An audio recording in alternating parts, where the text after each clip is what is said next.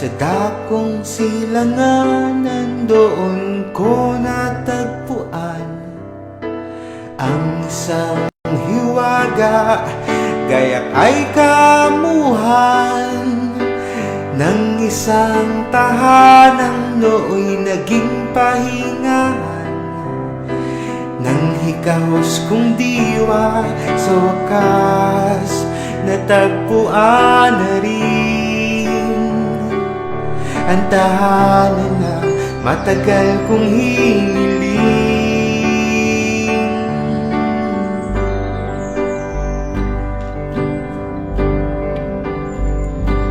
Dito'y sampagitan sa paghinding kasuyo, agos ng kaliwan. Sa batis ng iyong puso, mga payo mo't aral ay pawid at mga nipang bubong ng kababaang loob na dakila, hindi ipagpapalit sa palasyo na walang ang pag-ibig. Natatangi ka, o Diyos na buhay, kinupkop mo ako sa iyong bahay. Panginoon ka, sus na gabay, hinango mo ako sa pagkahandusay. Ngayon'y pagtitiis, ang kaagapay ay kayang tunay.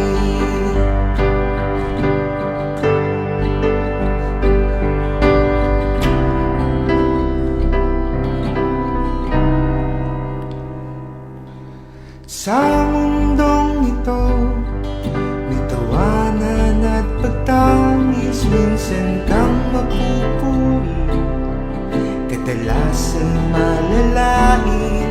Kung minsan sa ating buhay akala mo ay langit, ngunit sa pagising ay isa palang panaginip. Ikaw lang ang naging kapanatagan, nakamit sa iyong munting tahanan. Natatangi ka, o Diyos na buhay, kinupkop mo ako sa iyong bahay.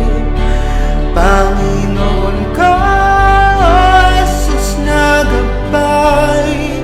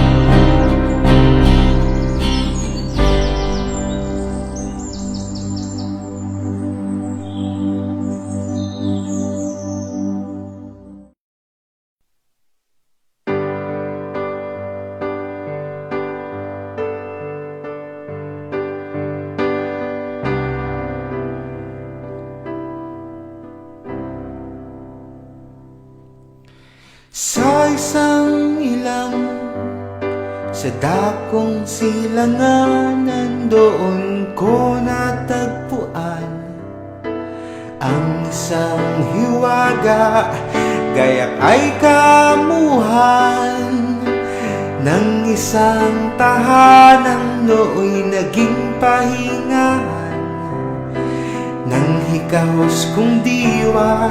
Sa wakas natagpuan na rin ang tahanan na matagal kong hiniling.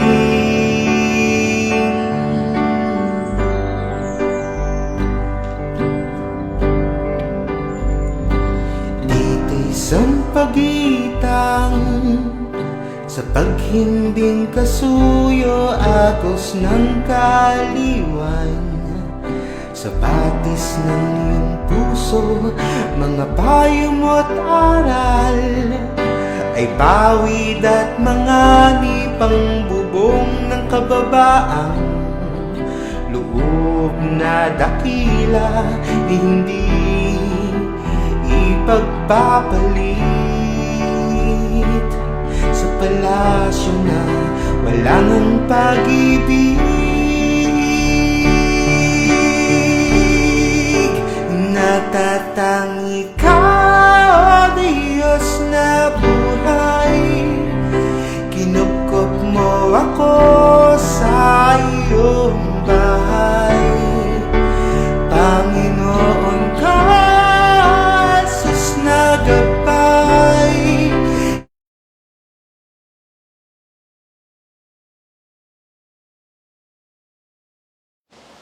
Hello, hello. Para po sa pagsisimula ng ating pagsamba, para po sa ating unang awit, Tala-arawan.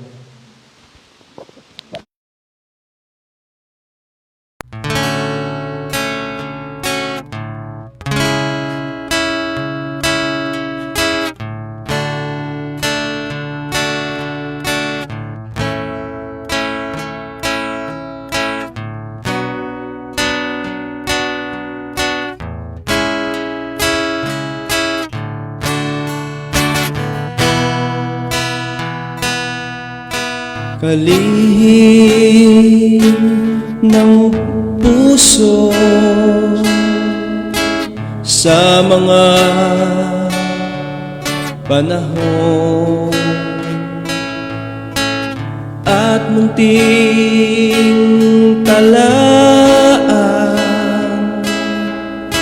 ng aking kahapon. Sa mga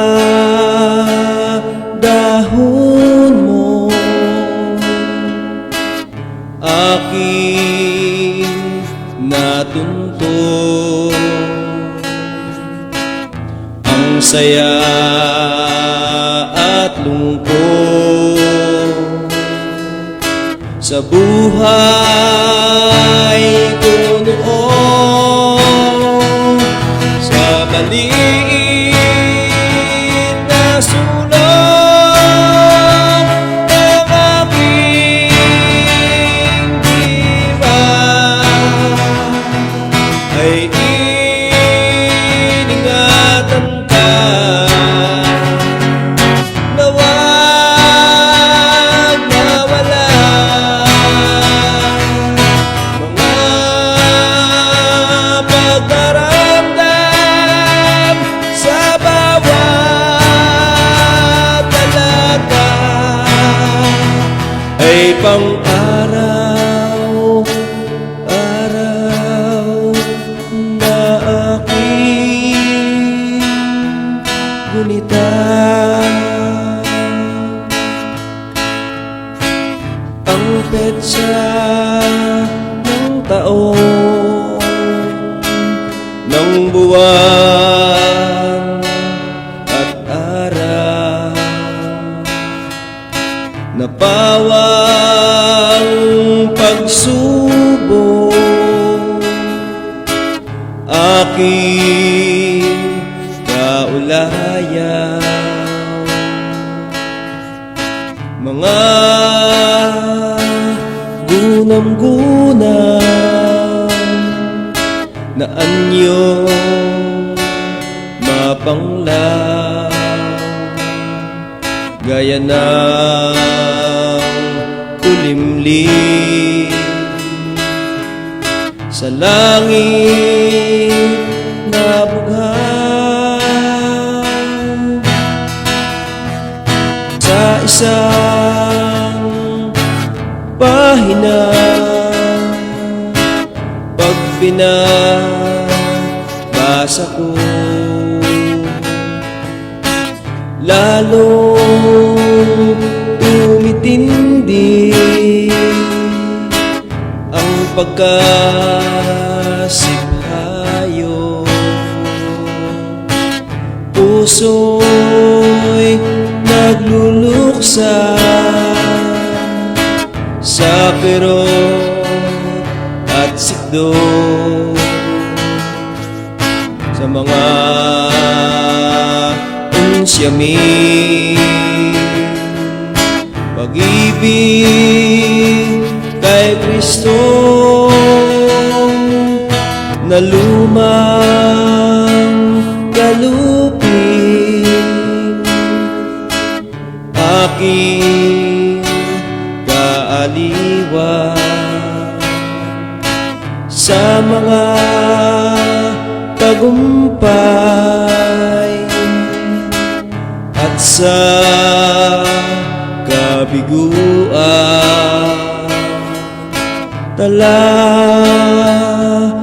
Arawan ka,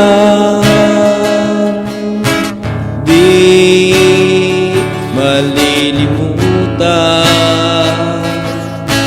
doon mapapawi sa aking kamatayan. Mabangong bulaklak, tuyo man at lanta, sa'yo'y nakaipin bilang alaala. Sa tuwing bubuksan ka'y nalalanghap ko pa sa miyo ng kahapon, ng tuwa at dusa sa maliit na sulong ng aking diwa, ay iningatan ka na wag mawala. Mga pagkaramdam sa bawat talata ay pang-araw-araw na aking gunitan.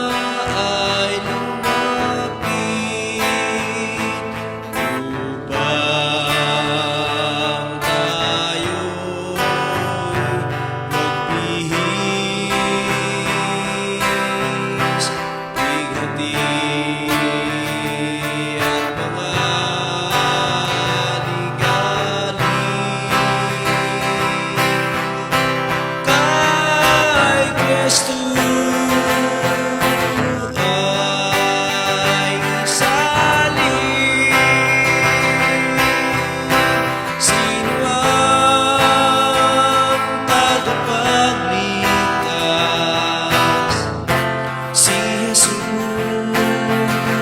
na mapagyan. Anong ginawa?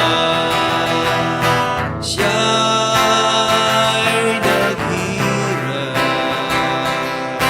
Anong nalasan?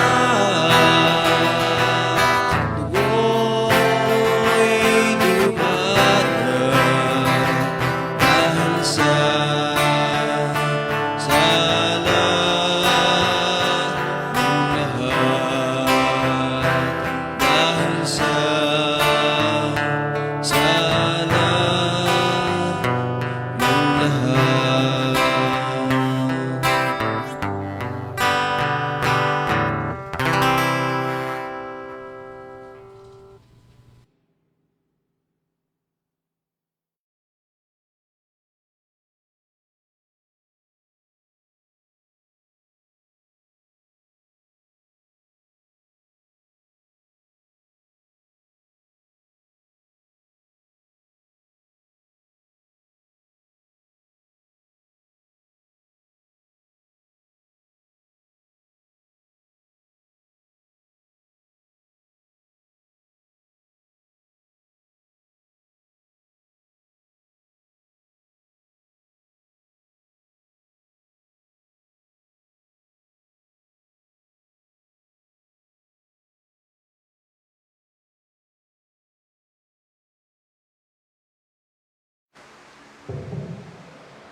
Okay, magsitayo po tayong lahat mga kapatid at sama-sama nating alayan ng pasasalamat at pananalangin ng ating Panginoon.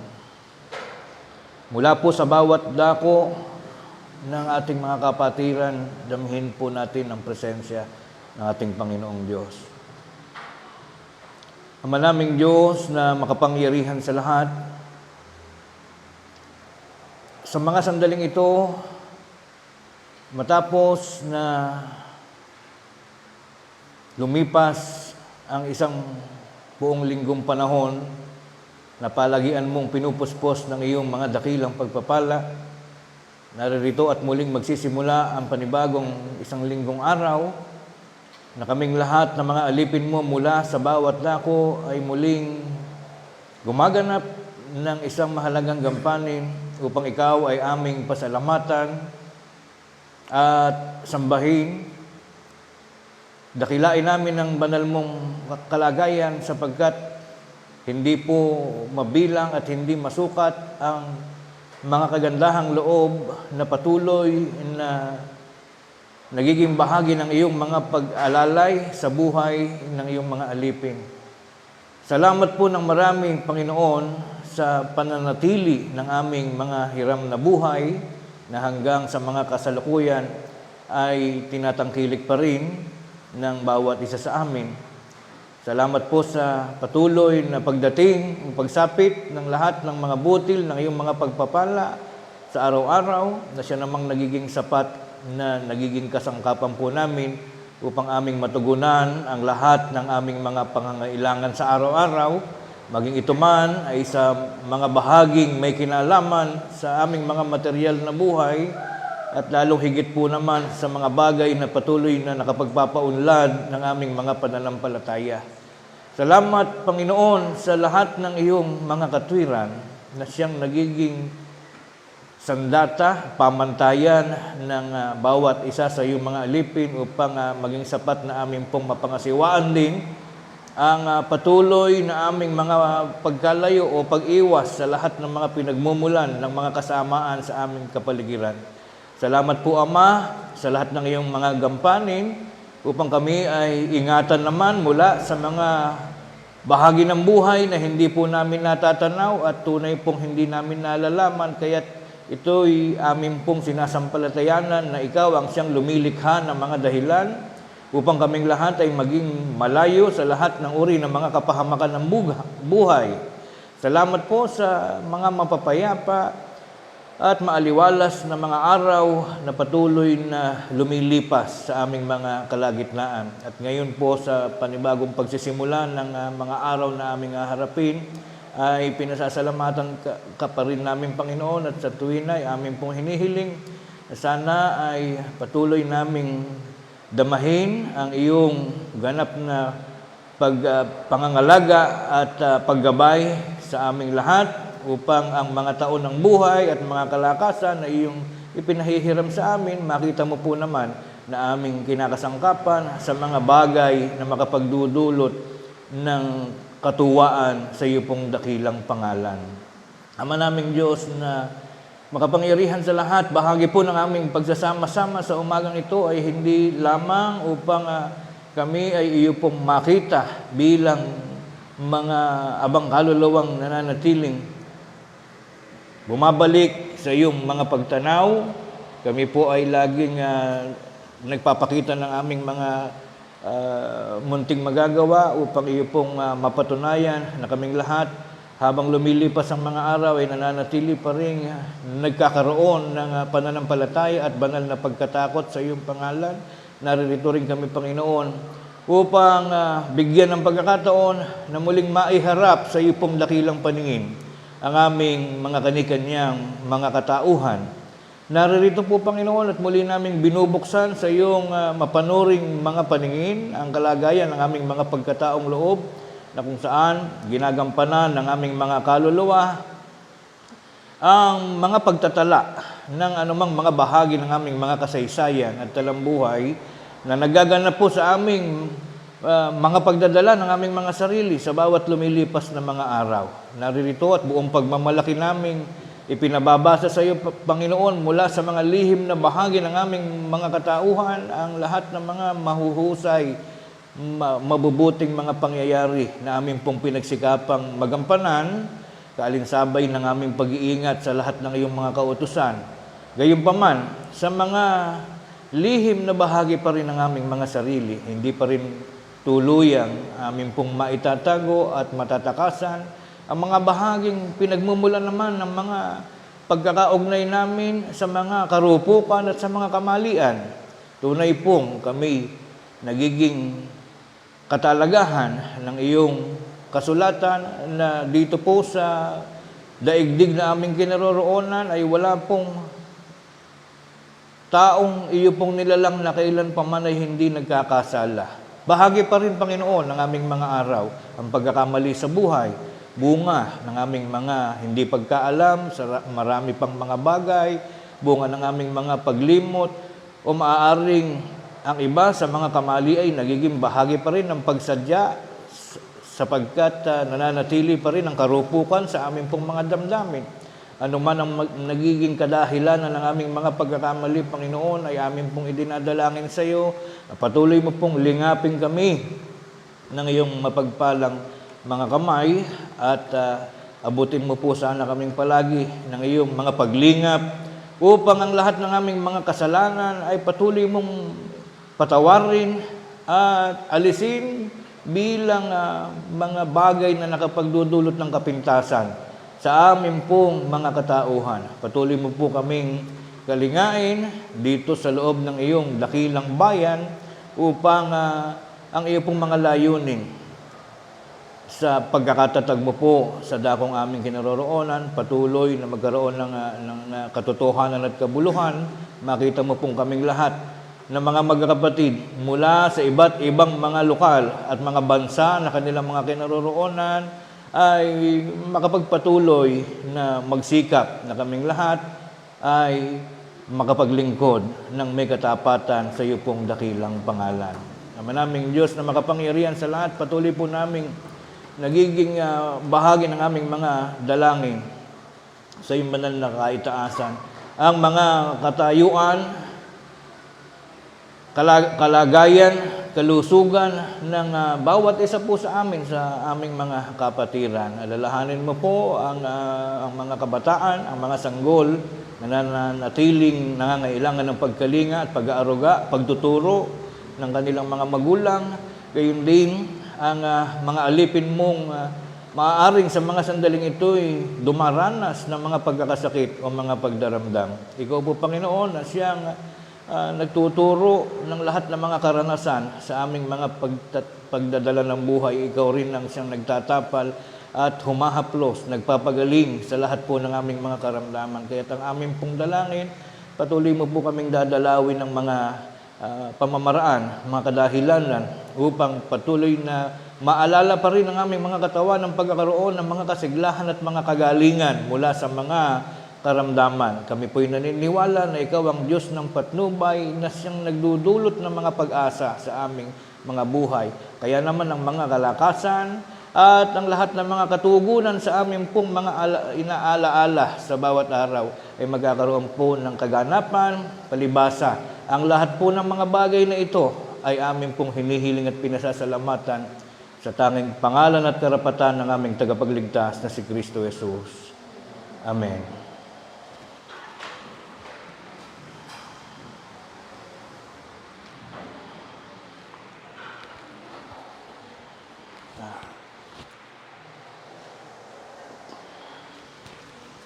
Parang masikip.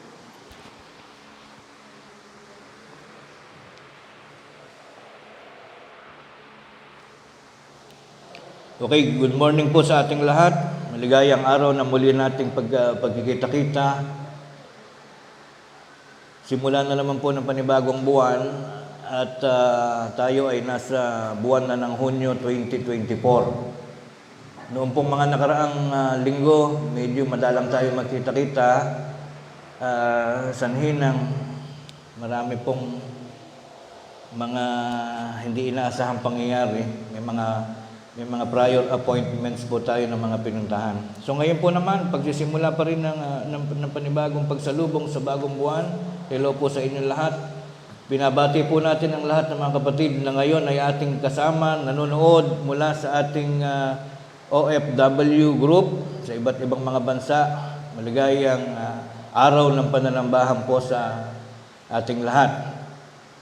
Gayon din sa mga lokal na lagi nating kasama sa araw ng panambahan, sa Parañaque City, ang iba po ay yung sa Talanay, sa Tarlac, at maging sa lahat po ng mga lokal na kahit mayroon silang face-to-face na pagsamba ngayon, ang ilan sa kanila ay nanonood pa rin sa atin. Hello po sa inyo lahat. So ngayon po merong naglalakip ng pasasalamat mula po dito sa lokal ng Sampaloc, San Rafael, Bulacan. Handog pa salamat ni kapatid na John Gabriel Santiago dahil sa pagdiriwang ng kanyang kaarawan noong May 13, 2024. So ngayon po ay bagong, sabi ko nga po, pagsisimula ng bagong buwan, so nung last time na ang ilan sa atin, especially sa lokal na ito ay nag-online. Nire-remind lang po natin yung ating mga duties and responsibilities sa ating pong mga tulungan para po makompleto po yung ating mga pagtatala o yung ating mga resibo. Pinapaalala lang po natin. At ngayon pong buwan na ito, mayroon po tayong pagtutulungan tungkol sa damayan po sa namatay nating kapatid. Itong kailan lang ay sa makabilang buhay na po ang isa sa pangunahing mga pangunahing naglingkod sa Diyos ng mga bagong mga bata-bata pa ang iglesia. Ano po, mga original sila na galing pa sa kabila at kasama ng ating kapatid na Abilino Santiago sa pagsisimula dito po sa IDBCJ. Ang kapatid po nating kapatid na Narsing o na Narciso Cebu mula po sa San Pedro, San Juan, Batangas. So iyan po ang ating pagtutulong-tulungan ngayon pong buwan na ito. So meron po tayong 5 Sunday para maggayak, maganda, para naman sa susunod na klase ministerial ay maipagkaloob na po natin doon sa pamilya ng naiwan yung ating pong mga maliit na magagawa bilang tulong. So, iyan po yung ating reminders. So, pupunta na po tayo sa ating maiksing paksa na ang gumawa po nito ay ang inyong lingkod. Ang pamagat po, ang pagpaparusa ng Diyos sa kanyang mga iniibig na anak. So, susundan po natin ito. Maiksi lamang po ito. Gaya ng ating mababasa, ang pagpaparusa ng Diyos sa kanyang mga iniibig na anak. Pangkaraniwan po, ang iniisip ng bawat tao, dahil sa tayo ay kaya nagre-relihiyon ay para mapalapit sa Diyos. Lagi po natin sinasabi, tayo ay mahal ng Diyos. Ang Diyos ay pag-ibig. Ang Diyos ay siyang nagdadala ng tunay na hustisya at katuwiran. Kumbaga po, sa buhay natin, madalas nakakaranas tayo ng kawalan ng hustisya. Minsan, uso kahit sa barangay level, provincial level, uso po yung tinatawag ng mga palakasan. Minsan may mga pangyayaring naaapi tayo dahil sa hindi tamang batas. Ang nagiging salaylayan po, ang nagiging puntahan na lamang po ng ating sumbungan ay ang ating Panginoong Diyos. Ngunit dito po sa ating paksa na pag-aaralan, mapapansin natin na mayroon palang kakaibang katwiran o kaalaman na nakasulat po sa Biblia na hindi po pala sa lahat ng panahon ay kumakalinga ang Diyos. Yung palang iniisip natin na tila baga parang ating tatay o ama sa normal na buhay, ang Panginoong Diyos po pala ay mahigpit din. Hindi siya laging pag-ibig, hindi siya laging pagmamahal ang kanyang ginagawa, kundi there are times na kailangan po nating maunawaan ang Diyos ay nagpaparusa sa kanyang mga anak. Kung ano po ang mga batas na nakaugnay dito, alamin po natin at ating pong susundan. Unang tanong, nililinaw po ba sa Biblia na ang Diyos ay talagang nagpaparusa sa kanyang mga anak? Mababasa po natin ang sagot dito po sa Hebreo 12:6. Sabay-sabay po nating basahin. Sapagkat pinarurusahan ng Panginoon ang kanyang iniibig at hinahampas ang bawat tinatanggap na anak. Kung maalala niyo po, minsan sa aking pagtuturo, sinasabi ko po na ang nagiging bukang bibig po ng tao kapag nahihirapan o minsan may dumarating na problema sa atin, lagi nating sinasabi, ako'y sinusubok ng Diyos. Mayroon naman pong isang talata na sabi ng Diyos, ako'y hindi tumutukso o hindi sumusubok sa mga tao.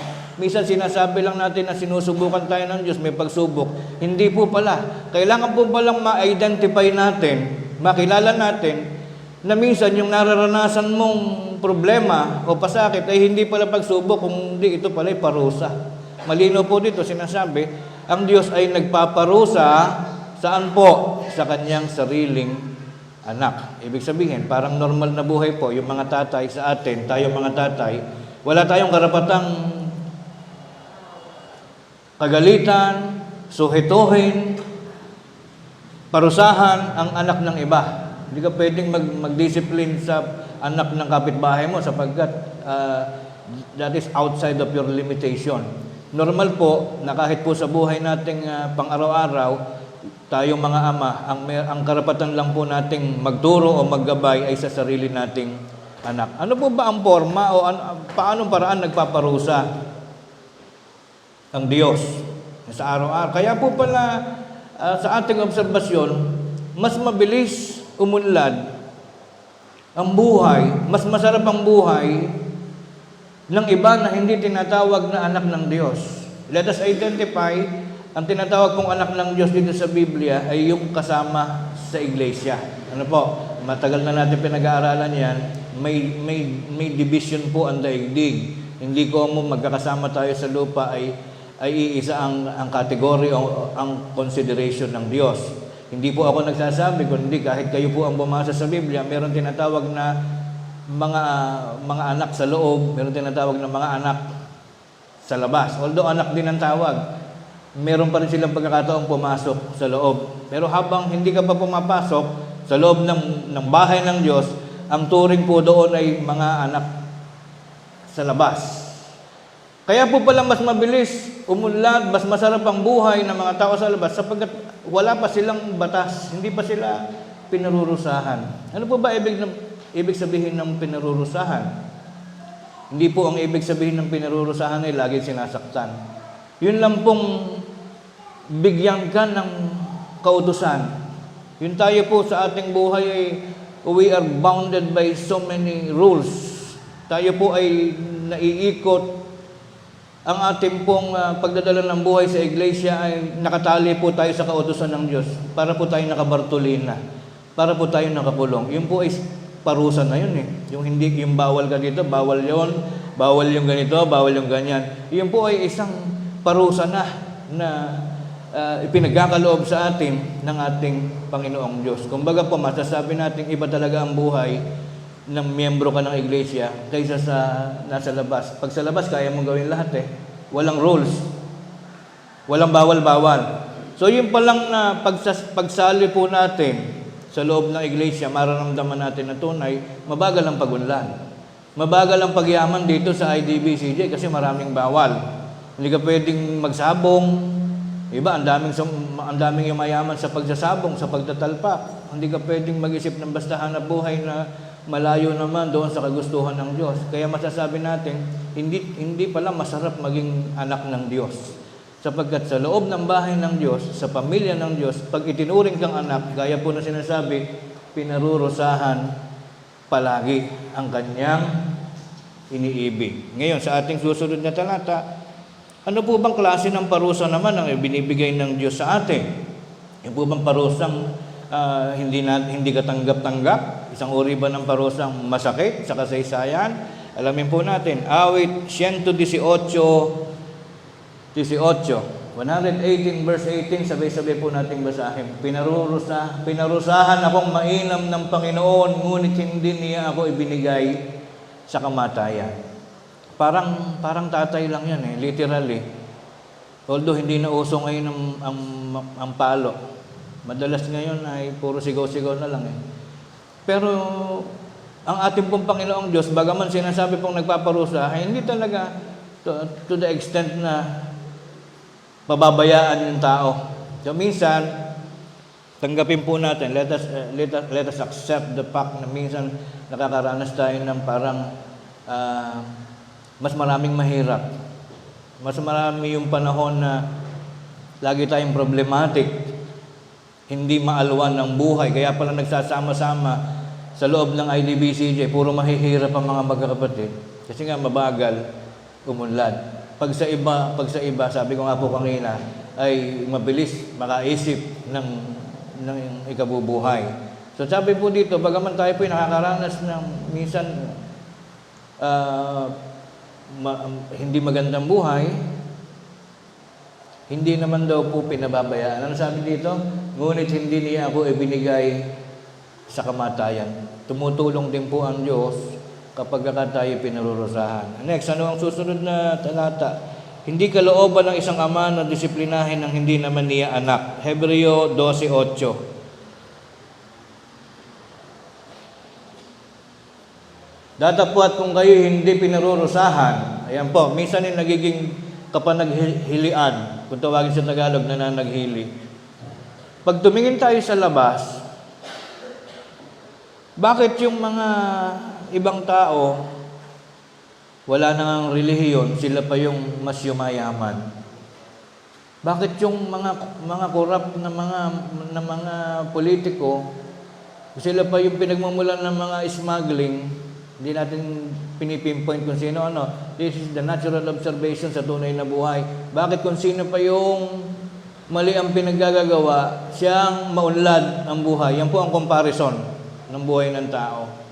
Ang sabi dito, kung kayo hindi pinarurusahan, napawag naranasan ng lahat, kung gayo'y mga anak sa ligaw kayo at hindi tunay na anak. Hindi po pala tayo dapat mainggit. Sapagkat yung kapitbahay mo na mas maunlad ang buhay, yung kapitbahay mo na hindi nagsisimba, hindi sumasamba, pag narinig mo ay puro mura ang lumalabas sa bibig, siyang maraming bahay, siyang maraming sasakyan, siyang laging puro magaganda ang pangyayaring nagaganap sa buhay, huwag kang mainggit. Bakit? Sapagkat hindi pinarurusahan. Ang sabi po ng Biblia, kapag hindi ka pinarurusahan, ikaw ay hindi tunay na anak. Ikaw ay anak sa ligaw at hindi tunay na anak. Ganyan po ang kasaysayan o plataforma ng pagdadala ng buhay sa mundo. Kaya po natin ito pinag-aaralan. Ito po kasi madalang pag-usapan. Ito yung mga neglected verses in the Bible. Hindi natin napapansin minsan, pero nagtuturo ng napakagandang lesson sa atin na hindi pala kumo at nakakakita ka ng mga kapwa na maunlad ang buhay, ay sasabihin nating blessing ng Diyos. Hindi po blessing yun, kundi talaga lang malaya ang mga taong nasa labas na gawin kung anong gusto nila, sapagkat hindi pinakikialaman ng Diyos ang hindi niya tunay na anak. And that is the rule, general rule coming from the Bible. Next. Ano ang katunayan? Ang Diyos namamalo, nagpaparusa, ngunit siya rin ang nag-aaruga. Ganito ang sabi ni Job 5:17 hanggang 18. Narito, maginhawa ang tao na sinasaway ng Diyos. Kaya't huwag mong walaing kabuluhan ang pagsaway ng makapangyarihan sa lahat. Yung pong maginhawa, may malaking pagkakaiba po yan sa mayaman. Sabi kasi dito, di po ba sabi ko kanina, mas mabilis yumaman sa labas, yung hindi anak, kasi walang rules. Sabi naman dito sa talatang ito, maginhawa ang buhay ng mga anak ng Diyos. Pag sinabi bang maginhawa, mayaman agad. Hindi naman po. Ibig sabihin ng maginhawa, walang problema, smooth lang, maayos. Maginhawa ang tao na sinasaway ng Diyos, kaya huwag mong walaing kabuluhan ang pagsaway ng makapangyarihan sa lahat. Sapagkat siya'y sumusugat at nagtatapal.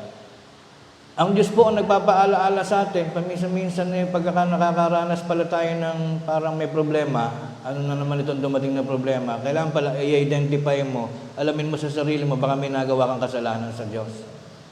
Kasi pag ang naging pag-iisip mo, yun ay pagsubok. Alam nyo naman po ang katwiran nating mga tao pag pagsubok. Titiisin ko po ito, Panginoon, hanggang sa makakaya ko. 4 months mo nang tinitiis, yung parusa, yung paghihirap. 1 year mo nang tinitiis, yung pala, hindi pala yun pagsubok, yun pala parusa.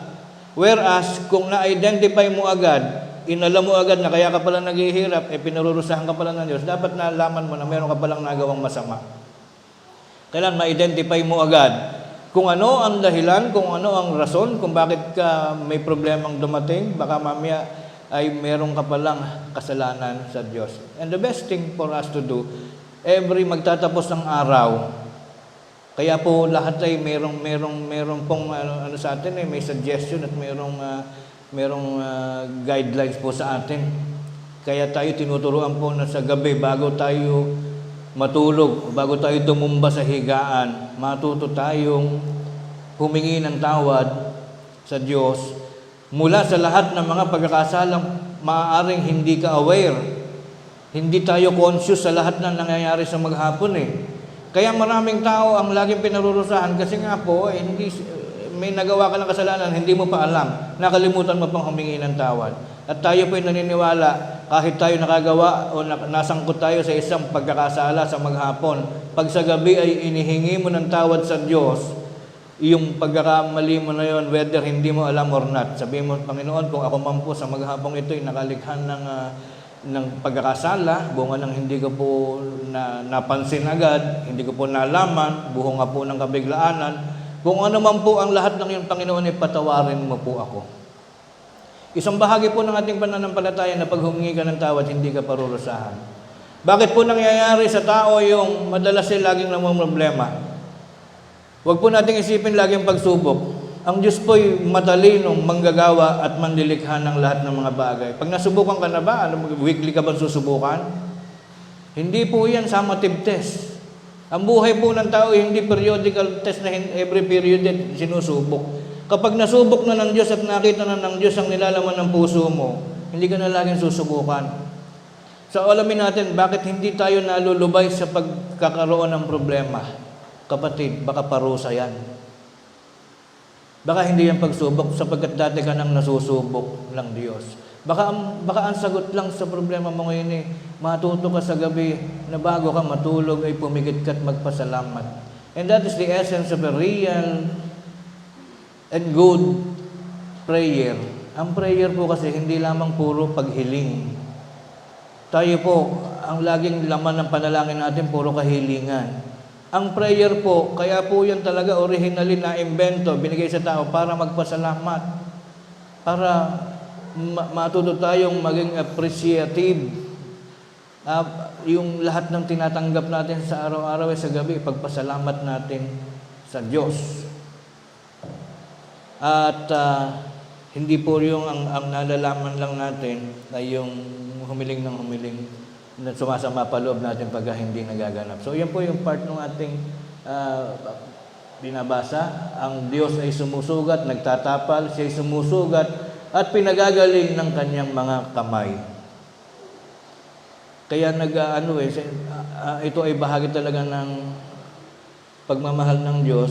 Minsan pipitikin ka ng isang problema para lang ma-realize mo na meron kaya ako nagawang mali. And then pag nalaman mo na naugat mo na kung ano yung nagawa mo, pagagalingin ka rin ng Diyos.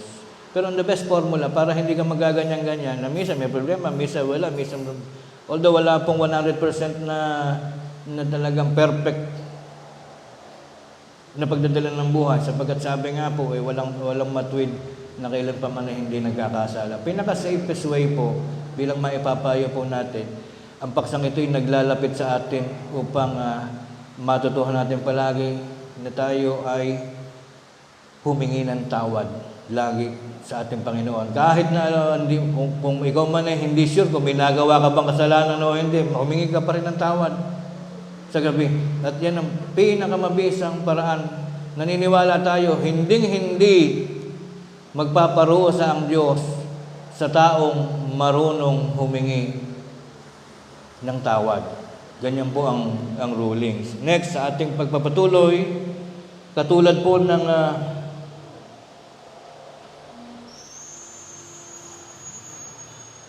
sinasabi sa talatang ito, ang dapat natin gawin. Basahin po natin Juan 14:15, patuloy sa Juan 15:10. Basahin natin. Paano ba tayo makakaiwas sa puro na lang parusa pala yung ating nararanasan sa araw-araw? Juan 14:15. Kung ako'y inyong iniibig ay tutuparin ninyo ang aking mga utos. Ito yung simpleng bagay na dapat natin maalaala. Kaya ka pala dumaranas ng laging parusa, kaya laging palpak ang nangyayari sa buhay mo. Simple lang ang ginawa mo, hindi ka tumutupad ng utos ng Diyos. Kasi kung magagawa lang natin yan, bagaman ito po ay Biblia ang nagsabi, hindi po ako, kasi tayo po tao lang tayo, lahat tayo nagkakamali. Nagkakamali yung miyembro, nagkakamali din siyempre yung pastor. Hindi naman po kami si Superman. Hindi naman po kami nagsasalita ng ganito, mga kapatid, umiwas kayo. Kami wala nang gagawin. Kami po'y nagkakamali rin. Kami po'y miyembro din na nagsisikap na sa araw-araw ay matuwa ang Diyos sa amin. Hindi po namin sinasabing kami hindi na nagkakamali. Tayo pong lahat. Laging may tendency na magkamali sa araw-araw. Simple po, ang sabi ng Panginoong Jesucristo, gusto niyo na matinong buhay, gusto niyo na maayos na buhay, walang parusa, walang paghihirap, sundin niyo ang aking mga utos. Sa 15, kung tinutupad ninyo ang aking mga utos, ay magsisipanahan kayo sa aking pag-ibig, gaya ng aking pagtupad sa mga utos ng aking Ama, at ako'y nananatili sa kanyang pag-ibig. Kaso po, tayo ang mga tao, makukulit tayo. Di po ba? Masihigit pa ba tayo sa kasaysayan ng bayan ng Israel? Gaano kaswerte yung mga tauhan, yung mga taong nabuhay, yung binabanggit dun sa Biblia, yung mga Israelita. Kung ngayon po natin mararanasan yan na tayo ay banggitin sa Biblia, pag sinabi, yung mga kapatid sa lokal ng Sampaloc, San Rafael, Bulacan, biruin mo masulat sa Biblia. That is something big na nakaka-proud yun na buong mundo binabasa, lokal ng Sampaloc, San Rafael, Bulacan. Siguro matitino tayong lahat nun dahil nakakahiya sa ibang bansa. Pero ano nangyari? Yung mismong bansa ng Israel, hindi sila natuwa, hindi sila naging proud. Baliwala sa kanila yung sila'y mabanggit at masulat sa Biblia. Yung mga kapatid sa iba't ibang mga lugar na binabanggit sa Biblia. Alam niyo po, ang nangyari sa Israel, patuloy pa rin sila sa pagbalik sa Diyos-Diyosan. Pagagalitan ng Diyos, kamukat-mukat mo, ilang buwan, nagdadasal na naman sa mga Diyos-Diyosan, sa mga Diyos na gawa sa mga ginto at mga pilak. hanggang sa malaon na buwisit na ang Diyos sa kanila. Kaya inutusan na niya ang ating Panginoong Kristo na magpunta sa lupa para maghanap, gumawa ng paraan upang yung mga natitirang matinu-tinu pang mga tao, ang balak ng Diyos noon ay gunawin na muli ang daigdig. Subalit sina po, ang tawag doon sa pagka naglalaro, kinumpis, tinubos ng ating Panginoong Kristo ang natitirang pag-ikot ng daigdig. Kumbaga po, sa madalit sabi, dapat matagal nang hinto itong mundo na ito Dapat matagal nang muling tinapos ng Diyos ang pag-ikot ng mundo. Subalit dahilan sa pag-ibig ng ating Panginoon Kristo, hanggang ngayon nararanasan pa natin na umiikot pa yung mundo. Nagkakaroon pa tayo ng mga masasayang experiences sa ating buhay. At sabi ni Kristo, huwag tayong matakot na laging sinasabi ng ating mga kapwa, malapit na maghukom, malapit na matapos ang daigdig. Ang sabi po ni Kristo, kung saan mayroon 2 o 3 o mahigit pa na sumasampalataya sa Kanya, siya na may sasain yung palagi hanggang sa mga pagpapatuloy ng salit-saling lahi. Ibig sabihin, hindi totoong malapit na magunaw ang mundo. Hanggat merong 2 naniniwala, hindi gugunawin ng Diyos ang mundo. Yan po ang sikreto ng pagpapahaba ng kasaysayan ng daigdig na sa ating mga kamay. Kaya wag po tayong tatamarin, wag nating iisipin na baka tayo ay hindi nakikita ng Diyos sa ating ginagawa. Next week po, maganda yung ating paksa, bagong tuklas.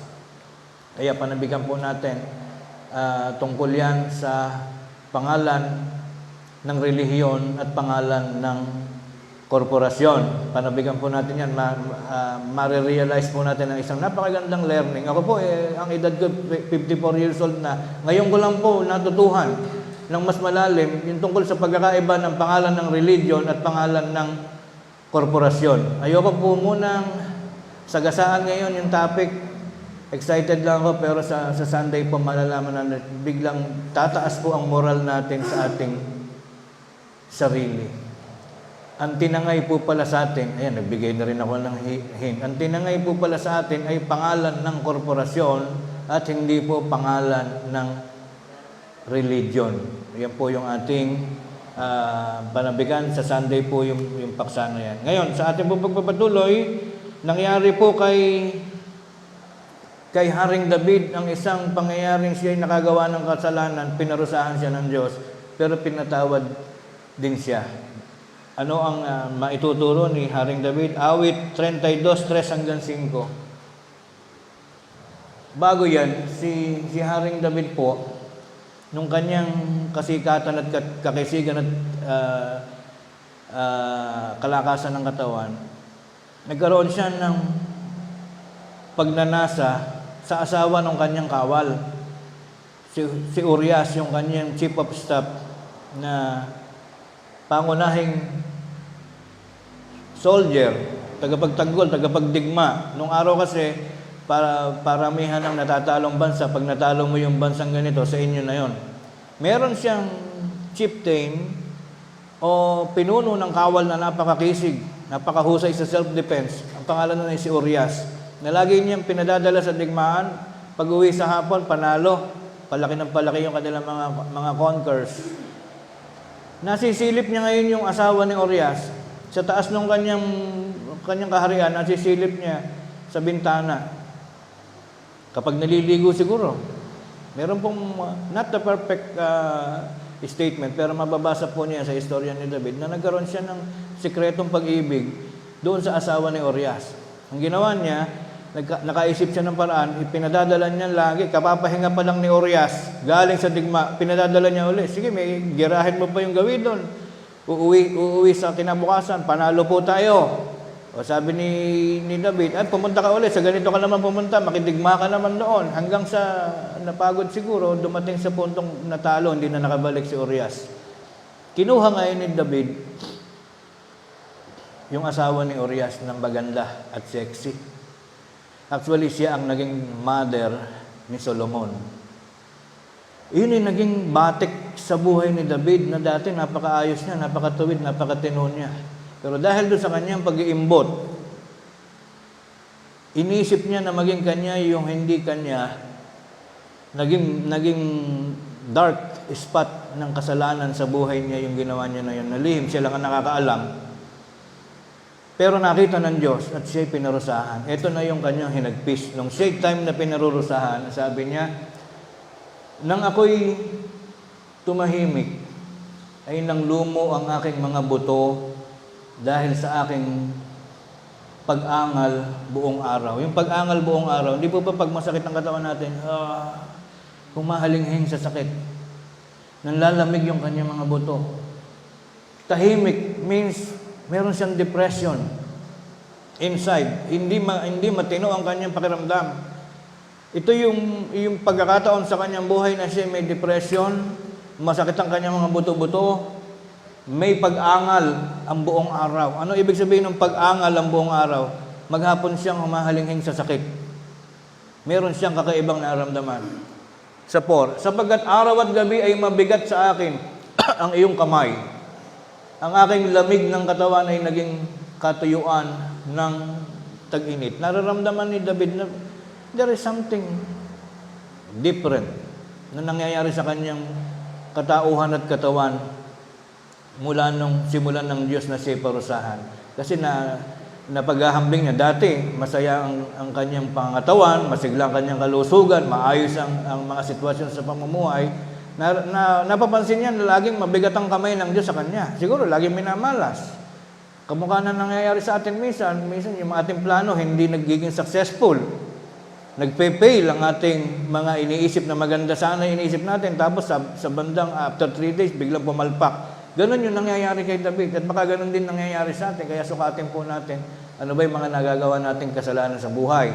So sabi ni David, iba na itong nangyayari na ito. Mabigat na ang kamay mo, Panginoon, sa akin. Sa 5. Isusunod. Ang ginawa ni David, nag-self-realization siya. Ano kaya ang problema ko? Bakit ako minamalas? Bakit nangyayari sa akin itong maghapong pag-angal ng aking sarili? Maghapon siyang nagdaramdam. Naisip niya yung kanyang kasalanan na siya lang ang nakakaalam. Winayback niya, tinrowback niya lahat ng pangyayari sa buhay niya, biglang huminto doon sa pagkakataong naalala niya yung napakasamang pangyayaring ginawa niya na intentional niyang ipinadala sa gyera yung asawa ng kanyang nililiyag para mamatay. Sabi ni David, aking kinilala ang aking kasalanan sa iyo at ang aking kasamaan ay hindi ko ikinubli. Umamin siya sa Diyos. Aking sinabi, aking ipahahayag ang aking pagsalangsang sa Panginoon at iyong ipinatawad ang kasamaan ng aking kasalanan. After po nun na siya humingi ng tawad sa Diyos, pinatawad pa naman siya, according to the story, kung babasahin ninyo yung kanyang kasaysayan, kalagitnaan lang yan ang kanyang buhay. Nung siya patawarin at kinilala niya yung kanyang pagkakamali, nagtuloy-tuloy na naman sa magandang status yung kanyang buhay. Nagkaanak pa nga sila nun. Si Solomon nga, naging pinakamatalino ng tao sa buong mundo. Hindi naman sila kinondem ng Panginoon Diyos kahit mali yung naging simula ng kanilang pagsasama dahil sa kanya paghingi ng tawad, pinagpatuloy na rin, binasbasan na rin sila ng Diyos at sila'y patuloy na rin minahal ng ating Panginoong Diyos. Katulad din yung pangyayari na yan sa buhay po natin, walang perpektong tao, kung tayo man sa palagay natin ay meron tayong nagiging pagkakamali. Ang masama ay maraming tao mali na, hindi pa maamin. Ang problema po sa atin, ang katwiran natin, laging yung ibang tao ang mali. Tayo ay Superman na laging hindi tayo nagkakamali. Ang pinakamaganda pong moral lesson na itinuturo ng paksang ito, ikaw ba ay handa nang minsan ay aminin sa sarili mo?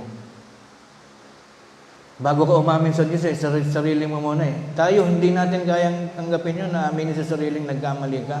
Mayayabang kasi tayong lahat. So, this is a perfect learning. Kung kaya nating lunukin o tanggapin o paniwalaan itong sinabi na ito ni David, tayo magiging kagaya niya na isang taong marunong sumuko, marunong tumanggap ng sarili nating pagkakamali.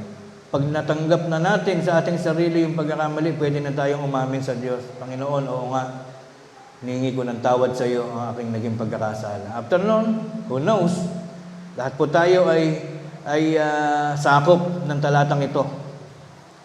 Ministro man o miyembro, sakop ng batas ng pagpapakabuti.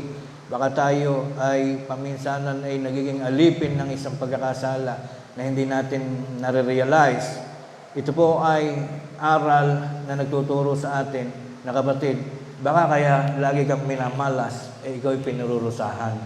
Yan po ang moral lesson ng ating paksa. Next, sa ating pagtatapos sa mga huling bahagi, kung nagkakasala ay ipahayag sa Diyos at humingi ng kapatawaran. Awit 32:3-5. Yun na nga po yun, yung kay David. Ang dahilan ng pagpaparusa sa atin ay huwag tayong mapunta sa impyerno. Unang Korinto 11:32, huling 2 talata. Datapwat kung tayo'y hinahatulan, yun po yung parusa. Nakakaranas ka ngayon ng parang hindi maganda ang takbo ng buhay. Mag-self-realization ka, baka mamaya mayroon kang maling ginagawa. Isuko mo sa Diyos. Datapwat kung tayo hinahatulan, ay pinarurusahan tayo ng Panginoon upang huwag tayong mahatulang kasama ng sanlibutan. Kasi pag umabot kasi yung paggagunaw, lahat ng mga bahagi ng community, yung tinatawag na mga tao sa labas, hahatulan ng Diyos yun eh. Masasama ka doon.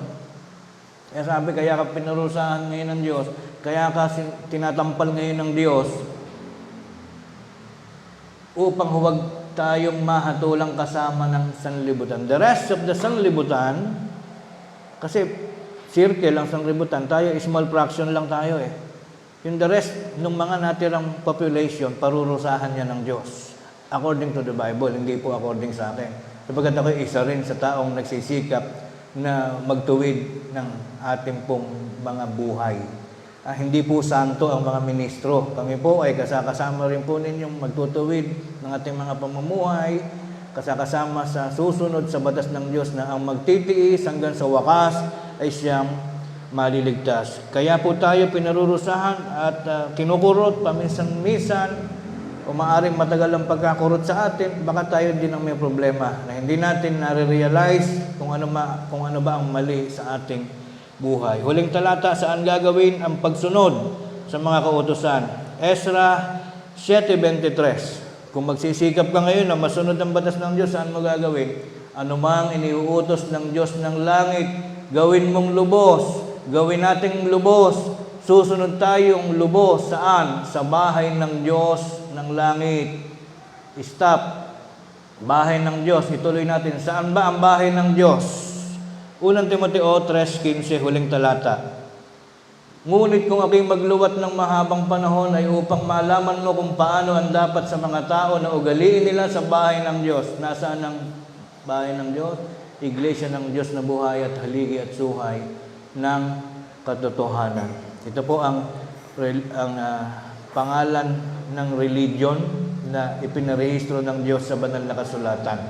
Kaya matuwa po tayo maging proud na narito po tayo sa bahay ng Diyos, Iglesia ng Diyos na buhay kay Kristo Jesus, na siyang tamang lugar upang sundin natin ang kanyang mga kautusan. Hanggang dito mga kapatid, at tayo po ay muling humiling at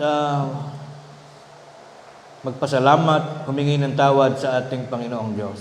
Magsitayo po tayong lahat. Panginoon naming Diyos, amang makapangyarihan sa lahat, matapos po na mapagtagumpayan namin, na maging saksi kami sa isang maikling pag-aaral, kami po naman ay muling nagpapasalamat sa iyo dahilan sa napakagandang pagkakataon na muli mong ipinagkaloob sa amin, na kami ay makahingi ng mga kapatawaran mula po sa aming mga nagagawang mga kasalanan sa iyo pong banal na kalagayan. Salamat po sa napakagandang aral na amin pong napakinggan at nahayag sa aming mga kalagitnaan. Tunay naman po itong nagdudulot sa amin ng mga karagdagang kaunawaan kung paanong paraan na kami iyo pong inaalagaan at kinakalinga sa pamamagitan ng paminsanan mong mga pagpitik ng mga kaparusahan at pagsukat sa amin pong mga katayuan. Salamat po sa mga bahagi ng buhay na pagkamisan man kami dumaranas ng mga pagdarahop, mga pagpapakasakit, mga pagluha, ay ito po pala isang kaparaanan kung paano dapat naming makilala ang tunay na katayuan ng aming mga sarili. Na baka kami ay nasasangkot sa mga maling mga gawain. Salamat po sa iyong mga kaparusahan na tinatanggap po ng bawat isa sa amin. Sa ganitong mga pagkakataon kami po ay nagpapaabot ng aming mga kahilingan na sana po, Panginoon, ay huwag kang magsasawa na patawarin kami sa lahat ng mga pagkakataong kami ay nagkukulang at nagkakasala, bunga ng aming mga karupukan. Patuloy mo po sanang ipamatnubay sa aming lahat ang mga kaparaanan kung paano kami magtataglay ng mahaba pang buhay upang mahabang panahon pa rin kami makapaglingkod sa iyo ng may katapatan. Patuloy kaming magkaisa ng mga magkakapatiran mula sa iba't ibang mga dako na sa aming mga abang magagawa, mapagsikapan namin na dito po sa lugar na iyong pinagtalagahan na kami po ay pumaroon at magkita-kita, mahaba pang mga panahon at sa patuloy na pagdulugtong ng mga taon at mga panahong gaganapin naman ang aming mga susunod na mga salit-saling lahi ay patuloy mong matanaw na sa loob ng iyong munting bayan, sa loob ng iyong iglesia. Palaging may mga lalaki at mga babae na hindi maglililo, hindi magsasawa sa pagganap ng may katapatan sa iyo pong dakilang pangalan. Ama naming Diyos na may kapangyarihan sa lahat, dalangin namin ang mabuting kalagayan at katayuan na ang pagpapasalamat po ng aming minamahal na kapatid sa araw na ito. Sa iyong banal na kalagayan, dahilan sa pagsapit ng kanyang kaarawan, ay ipundiringgin. Pagpalain mo po ang kapatid namin na nagpapasalamat sa kapatid na John Gabriel at ang kanyang mga kapamilya, ang kanyang sambahayan. Gayon din po ang sangkalahatan ng aming kapatiran na narito sa lokal na ito. 10 ng iba pa naming mga kapatiran mula sa iba't ibang mga dako, mga bansa, mga sambahayan na kanilang kinaroroonan. Pagpalain mo kaming lahat, Panginoon. Igawad mo po sa amin ang isang pamamatnubay na hindi lamang magdurugtong ng mga taon ng aming mga buhay, kundi ang bawat mabubuti naming mga pangarap at mga layunin sa buhay ay maganap at magkaroon ng kaganapan at katalagahan. Patuloy mo kaming gabayan ng iyong mga mabubuting mga kaparaanan at kung sakali man na ang iyong mga kaparusahan ay dumarating sa aming mga pag-iingat. Salamat po ng marami sa pagkakataong ito sapagkat ikaw na rin ang siyang may sabi na hindi mo pinarurusahan ang hindi mo anak at ang hindi mo iniibig. Salamat sa iyong pag-ibig, Panginoon. Salamat sa iyong parusa. Salamat sa iyong mga pag-alaala.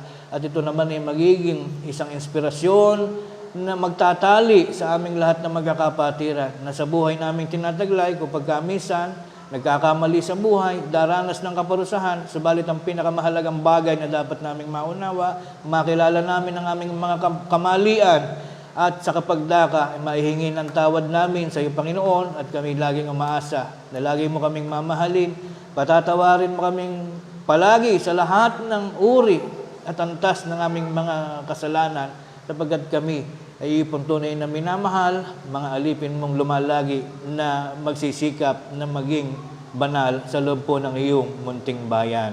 Ama naming Diyos na makapangyarihan sa lahat, ang lahat ng ito ay aming hinihiling at pinasasalamatan sa tanging pangalan at karapatan ng aming tagapagligtas na si Kristo Jesus. Amen. Pumarito po yung nagpasalamat.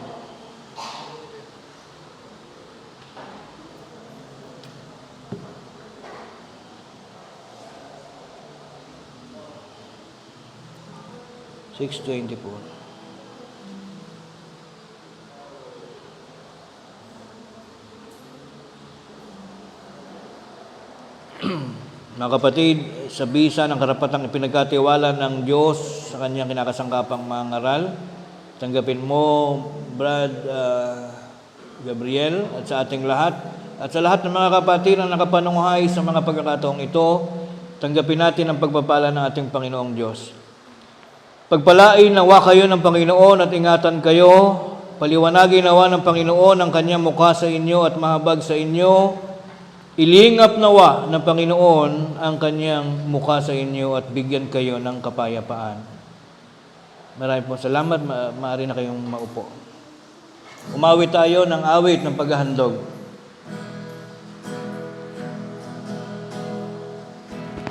Narito kami na iyong ahalipin at na pipisan sa iyong piling dalangin awit ay inihain sana ay marapatin banal na handog ang tanging alay ng iyong lingkod ay bendisyonan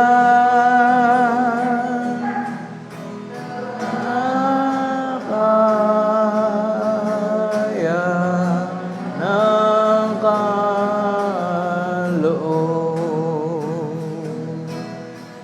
ang handog na ukol sa Espiritu ay tungkulin ng lingkod ni Kristo upang ipahayag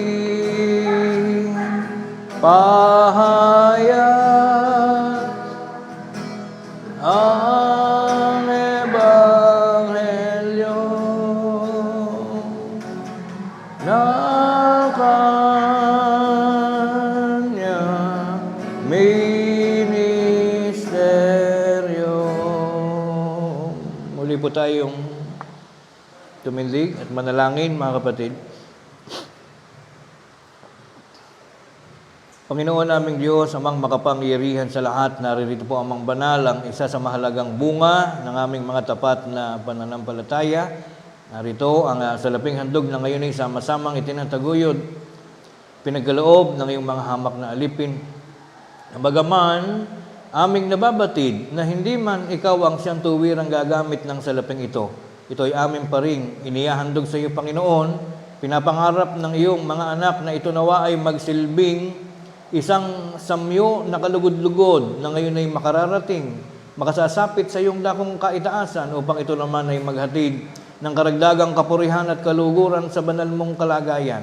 Iyo po sanang bendisyonan, ipahintulot ng iyong pangalan na ang salaping ito ay magamit bilang mabuting kasangkapan ng iyong iglesia na makapagtataguyod ng lahat ng mga pagtustos sa pangangailangan ng pag-unlad ng mga proyekto nito gaya ng mga pagawain, mga pagtulong sa mga kapatid na may karamdaman, mga pagtulong sa mga kapatid na nauulila. At ang ilang bahagi ng salaping ito ay patuloy na magamit ng iyong mga mangangaral sa mga panahon ng kanilang mga paghahatid ng iyong mga salita at aral sa lahat ng mga lokal na kinaroroonan ng mga alipin mong mga tagapakinig sa tuwing sumasapit ang mga araw ng mga pananambahan. Ang ilang bahagi ng salaping ito ay magamit pa rin ng iyong iglesia sa mga gampaning patuloy na makapagtatawag pansin pa ng ilan pa naming mga mahal sa buhay, mga kababayan at mga kaibigan na darating sa kanilang mga buhay na sila'y makarinig ng iyong katotohanan at maging dahilan nito upang sila ay makasama namin sa loob ng iyong bayan, tumitiwala at nananampalataya sa dakila mo pong mga aral. Ama naming Diyos na makapangyarihan sa lahat, ang halaga ng salaping handog na ito ay ganap po namin ngayong inihahandog at ipinagkakatiwala sa iyong iglesia sa pamamagitan naman ng kaalaman ng aming tagapagligtas na si Kristo Jesus. Amen. Awitin natin ang doxology.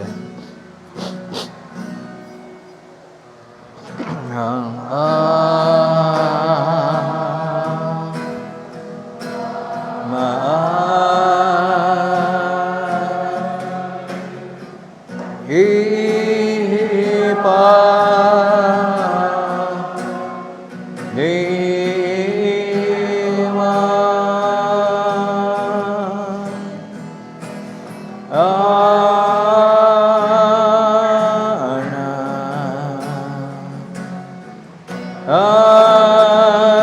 parangalan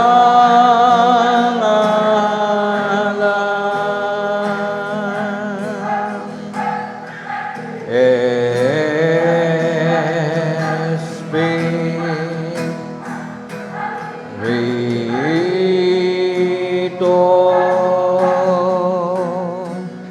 niya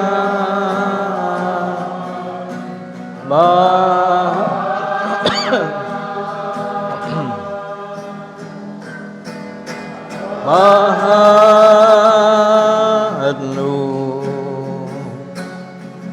Baisa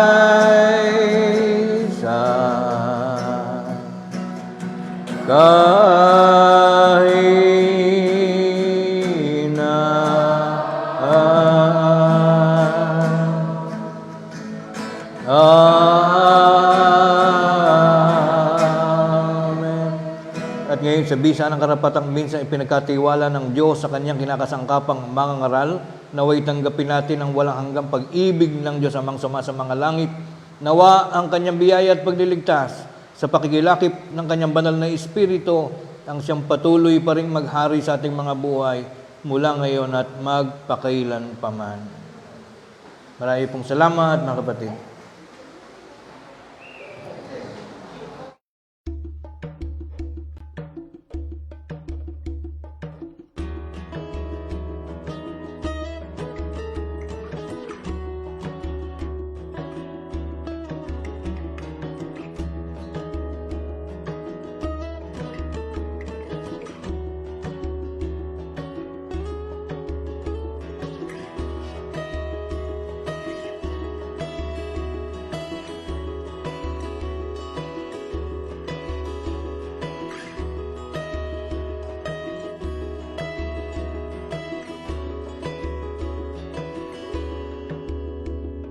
Samot-saring kaganapan ang nagaganap sa mundo, na kung minsan ay tila ba hindi na pagkaraniwang ito. Pipilitin kang ibagsak hanggang di